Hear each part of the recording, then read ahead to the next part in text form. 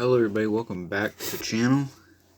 As I told you, we are going to do the birth of Jesus. So today we're going to start leading up to that point. We're not going to get into the birth. So last year I did it out of the actual Bible. I did it out of Luke. Today we're going to do it out of the Action Bible. It's the same concept. It might be worded a little bit different, but it is the same thing, and it's got some pictures and stuff I'm going to show you guys. So today we're going to read all the way up to, let me see real quick. Let me flip through these real quick.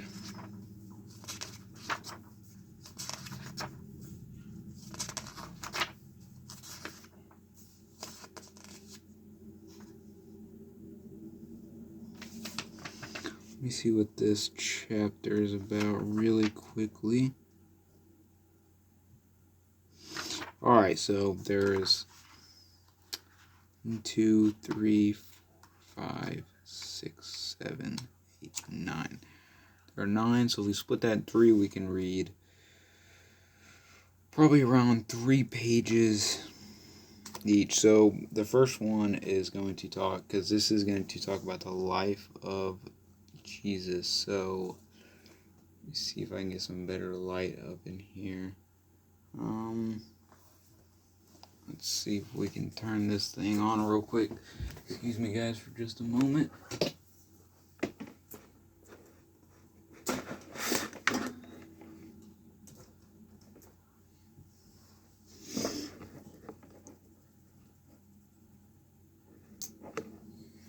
Alright. So now that we have this, you're going to see the first picture, which are just some Jesus pictures, and this is going to start with the first life. So first thing says, though many people witnessed the life and miracles of Jesus, only 4 wrote authentic stories about his time on earth. Those men's writing make up the first 4 books of the New Testament, called Gospels, because they share good news of Jesus Christ. Each book is slightly different, but together they tell the complete story of Jesus' life on earth. Now what I'm going to do is I'm going to make a new series.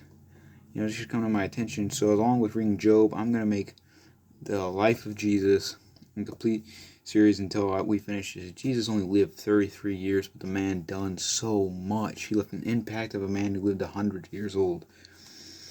So that was first. Now we're going to start getting the story. Like I said, we're not going to get to the birth of Jesus today. We're only going to be reading 2 more pages, but we're going to get into that next week on Thursday.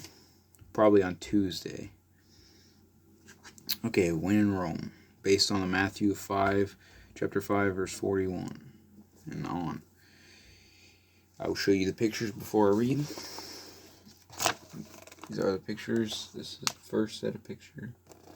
This is the second set of pictures. Alright. Let's get into it. Here, old men, carry this for me. The mighty Roman Empire rules Palestine, the home of God's people, the Jews. The Romans have appointed Herod to govern Palestine for them. Herod is clever, but he is also cruel. The Jews hate him and the Roman officials who work for him. The chest is too heavy for that old man to carry. He might have a heart attack. The Romans don't care.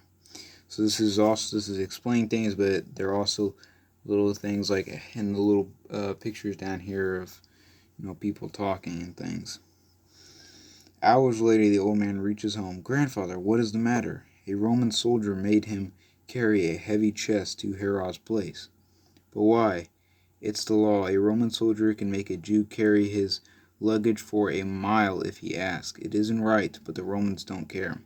So you can see how cruel the Romans is. This old man is probably, 65, 70 years old, and this young Roman man made this old man who's hunched over carry his chest.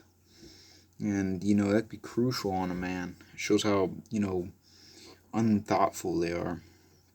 The Romans, they taxed tax us for everything, and we have no voice in government. When will this end? Back in the days of the great King David, we were the rulers of our land. Shh, someone might hear you. I'm talking about King David. You guys should know David. Not David and Goliath. You know him. He became the great king and all that. God, you promised to send a deliverer. When will he come? When? I don't know about you guys, but that gave me goosebumps. He promised to send a deliverer, and that deliverer is Jesus Christ. The prophet Malachi said God would first send someone to prepare us for the deliverer. That person has not come yet. We must wait. So, now let me just see something real quick, guys.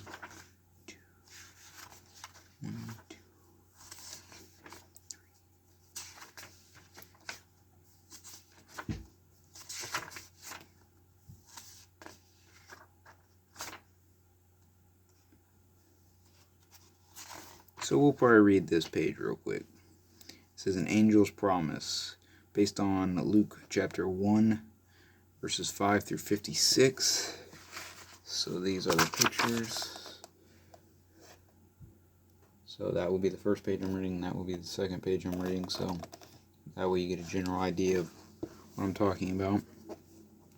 As the Jews in Jerusalem gather in the temple for prayer, an old priest named Zechariah enters the holy place to make an offering of incense.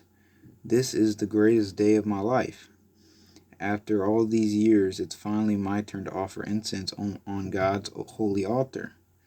But Zechariah stays so long in the holy place that priests begin to wonder, why is Zechariah praying so long? I hope he hasn't died in there. No one else is allowed in the holy place.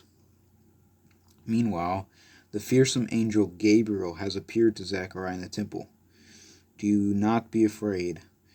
You and Elizabeth will have a son. God will make him mighty and filled with the Spirit.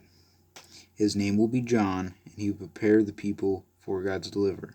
Remember, John's the one who baptized Jesus.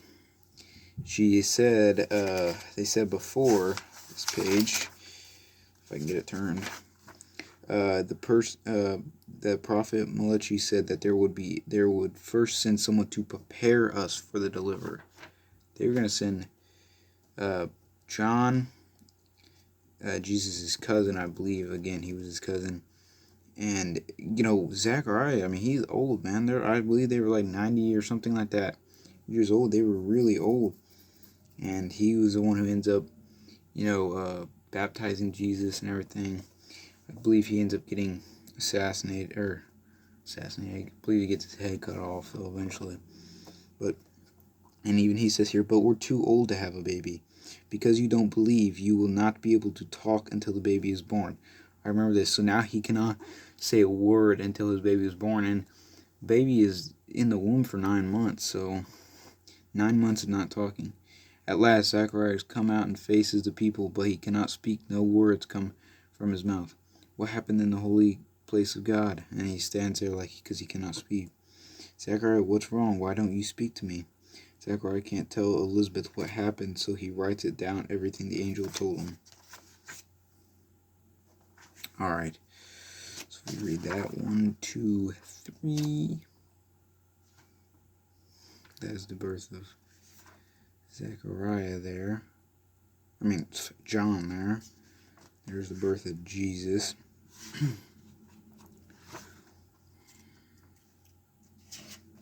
So we'll probably, if we stop here,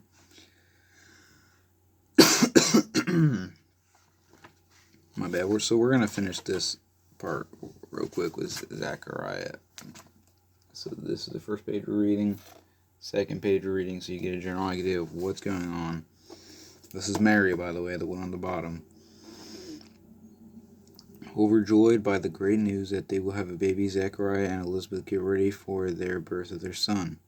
Meanwhile, the angel Gabriel appears to Elizabeth's relative Mary, who is engaged to Joseph, a carpenter. Greetings, you are highly honored. What? Who are you? Do not be afraid. Mary, God has chosen you to be the mother of his Son.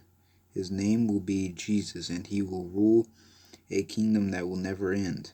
I am a Lord's servant. I will do whatever he asks.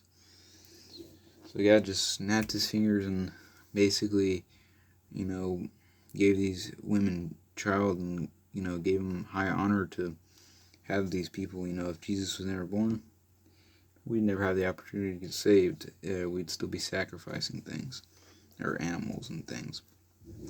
Mary cherishes the secret in her heart, but she doesn't dare to tell anyone about the angel's promise. Joseph is a good man, but if he find out she is pregnant, she could be killed. I know Joseph loves me, but would he believe me? The angel has told Mary that Elizabeth is going to have a son too, so Mary goes to visit the one person she hopes will understand the moment Elizabeth sees Mary. Mary, you are blessed among women. You are the mother of our Lord. Mary realizes that Elizabeth knows and believes her wonderful secret. Joyfully, she sings praise to God. My soul praises the Lord, and my spirit rejoices in God, who saves me. God is almighty, and he has done things for me. His name is holy. This is probably where we're going to stop today. So now we're getting into it. Got Elizabeth and Mary down. Figured out how they're getting to this point. We're getting in the start of Jesus. Next week we'll read the birth of the prophet. Probably the birth of Jesus on Tuesday. And then we'll read Thursday one more thing of that. It's called, that one will be based on, we'll read on Thursday, will be after his birth, based on Matthew chapter 2, 12 through 18. And then we'll get on to more next week. So today we read about, an angel's promise based on Luke, and when in Rome based on Matthew.